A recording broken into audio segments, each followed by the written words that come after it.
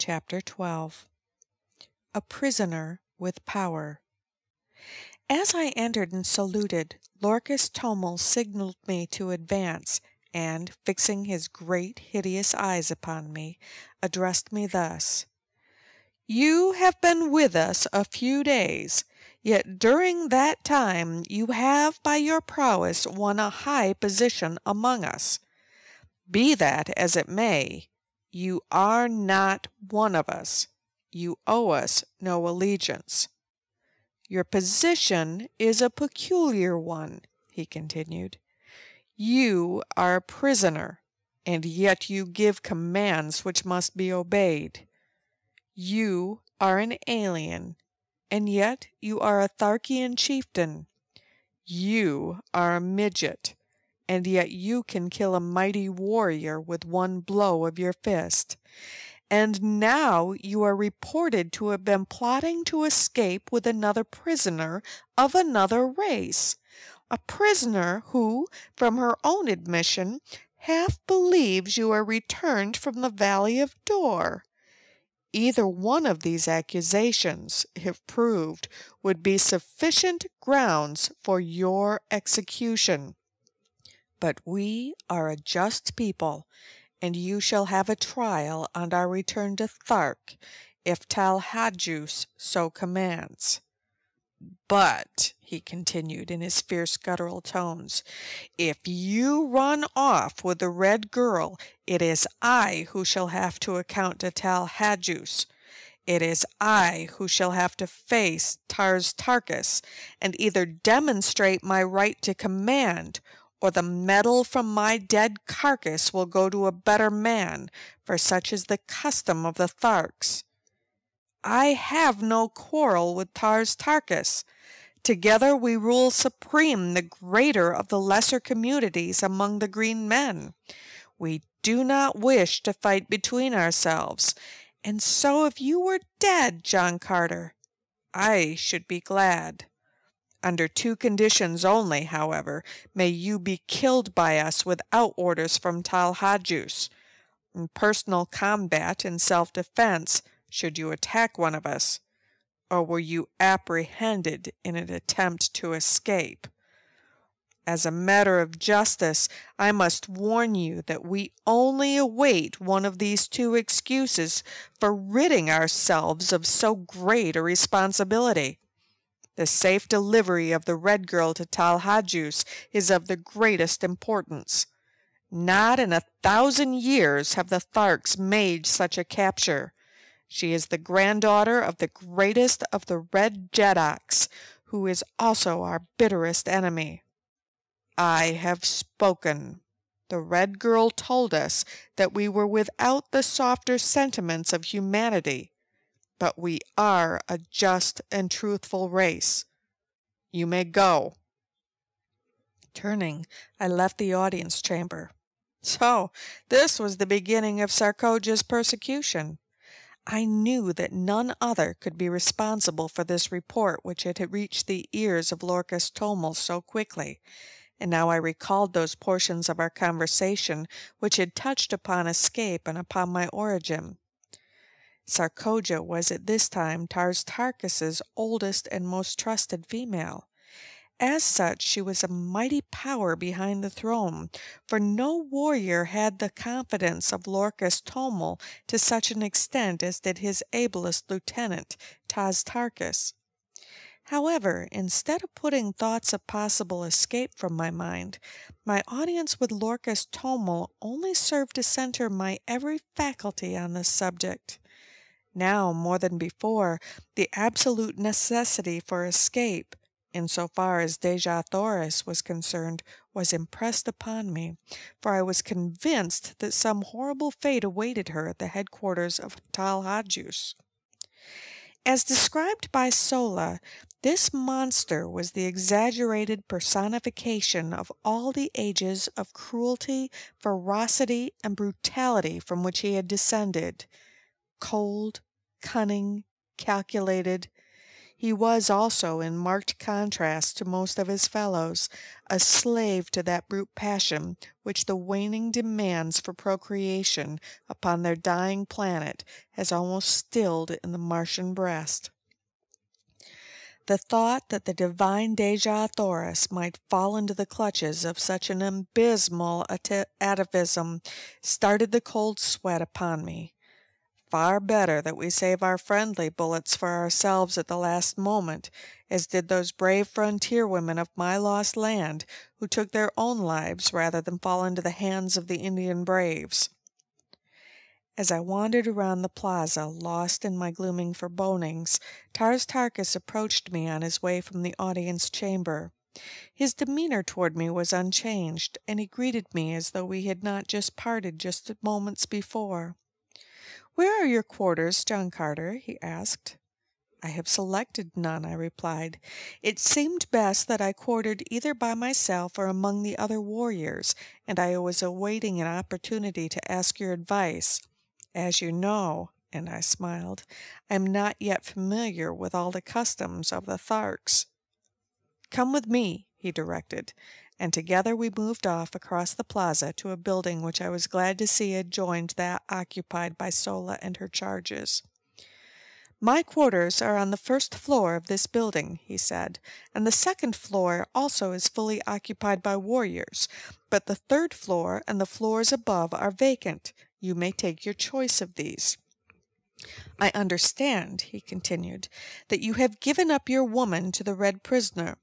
Well, as you have said, your ways are not our ways, but you can fight well enough to do about as you please, and so, if you wish to give your woman to a captive, it is your own affair. But as a chieftain, you should have those to serve you, and in accordance with our customs, you may select any or all the females from the retinues of the chieftains whose metal you now wear." I thanked him, but assured him that I could get along very nicely without assistance, except in the matter of preparing food, and so he promised to send women to me for this purpose, and also for the care of my arms and the manufacture of my ammunition, which he said would be necessary. I suggested that they might also bring some of the sleeping silks and furs which belonged to me as spoils of combat, for the nights were cold and I had none of my own. He promised to do so and departed. Left alone, I ascended the winding corridor to the upper floors in search of suitable quarters. The beauties of the other buildings were repeated in this, and as usual, I was soon lost in a tour of investigation and discovery. I finally chose a front room on the third floor, because this brought me nearer to Dejah, whose apartment was on the second floor of the adjoining building, and it flashed upon me that I could rig up some means of communication whereby she might signal me in case she needed either my services or protection. Adjoining my sleeping apartment were baths, dressing rooms, and other sleeping and living apartments, in all some 10 rooms on this floor. The windows of the back rooms overlooked an enormous court, which formed the center of the square made by the buildings which faced the 4 contiguous streets, and which was now given over to the quartering of the various animals belonging to the warriors occupying the adjoining buildings. While the court was entirely overgrown with a yellow, moss-like vegetation which blankets practically the entire surface of Mars, yet numerous fountains, statuary, benches, and pergola-like contraptions bore witness to the beauty which the court must have presented in bygone times, when graced by the fair-haired, laughing people whom stern and unalterable cosmic laws had driven not only from their homes, but from all except the vague legends of their descendants. One could easily picture the gorgeous foliage of the luxuriant Martian vegetation which once filled this scene with life and color, the graceful figures of the beautiful women, the straight and handsome men, the happy frolicking children, all sunlight, happiness, and peace. It was difficult to realize that they had gone, down through ages of darkness, cruelty, and ignorance, until their hereditary instincts of culture and humanitarianism had risen ascendant once more in the final composite race which now is dominant upon Mars. My thoughts were cut short by the advent of several young females bearing loads of weapons, silks, furs, jewels, cooking utensils, and casks of food and drink, including considerable loot from the aircraft. All this, it seemed, had been the property of the 2 chieftains I had slain, and now, by the custom of the Clarkes, it had become mine.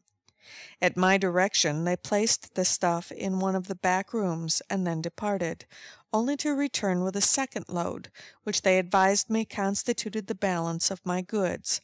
On the second trip they were accompanied by 10 or 15 other women and youths, who, it seemed, formed the retinues of the 2 chieftains. They were not their families, nor their wives, nor their servants. The relationship was peculiar, and so unlike anything known to us that it is most difficult to describe. All property among the Green Martians is owned in common by the community, except the personal weapons, ornaments, and sleeping silks and furs of the individuals. These alone can one claim undisputed right to, nor may he accumulate more of these than are required for his actual needs. The surplus he holds merely as custodian, and it is passed on to the younger members of the community as necessity demands.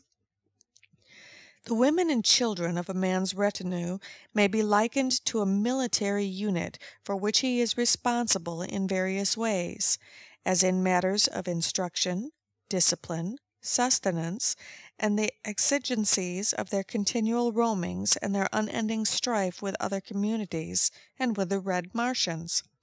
His women are in no sense wives.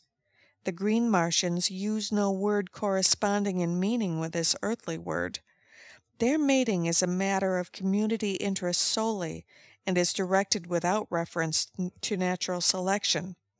The council of chieftains of each community control the manner as surely as the owner of a Kentucky racing stud directs the scientific breeding of his stock for the improvement of the whole. In theory it may sound well, as is often the case with theories, but the results of ages of this unnatural practice, coupled with a community interest in the offspring being held paramount to that of the mother, is shown in the cold, cruel creatures and their gloomy, loveless, mirthless existence. It is true that the Green Martians are absolutely virtuous, both men and women, with the exception of such degenerates as Talhadjus, but better far a finer balance of human characteristics, even at the expense of a slight and occasional loss of chastity. Finding that I must assume responsibility for these creatures, whether I would or not, I made the best of it, and directed them to find quarters on the upper floors, leaving the 3rd floor to me. One of the girls I charged with the duties of my simple cuisine, and directed the others to take up the various activities which had formerly constituted their vocations. Thereafter I saw little of them, nor did I care to. End of chapter 12.